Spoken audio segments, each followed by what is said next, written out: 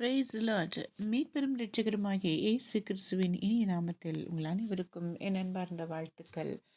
இன்றைய வேதவசனம் பிலிப்பியர் புத்தகம் 2ஆம் அதிகாரம் 14ஆம் வசனம்.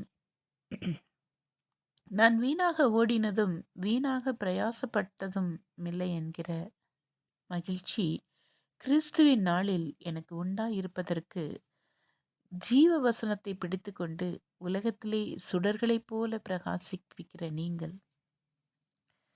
அல்லேலூயா.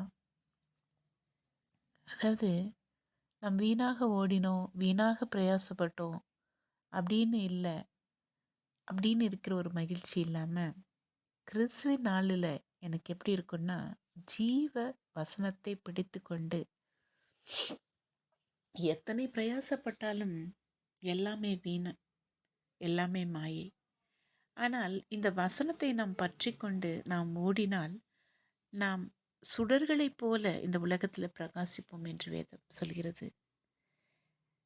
ஆமான் பார்ந்தவர்களே, நம்மை இந்த உலகிற்கு உப்பாகவும் ஒளியாகவும் வைத்திருக்கிறார். இருளின் மத்தியில் ஒளியாக வைத்திருக்கிறார். நம்மை அழைத்ததின் நோக்கம் அவருக்கு தெரியும். நாம் ஏதோ ஒரு விபத்தாலேயோ அல்லது முடியாமல் போய் நாம் இந்த உலகத்தில் இருக்கிறோம் என்றல்ல, ஒரு திட்டத்தின் நோக்கமாக நம்மை இந்த ஸ்தானத்திலே வைத்திருக்கிறார். அவருக்கு உகந்தவர்களாய், அவருடைய பிள்ளைகளாய். அது மட்டும் இல்லாமல் சுடர்களாய் எரியும் பொழுது நாம் எவ்வளவு எரிய வேண்டும், எவ்வளவு எரிந்தால் நாம் பிரகாசிக்க முடியும்.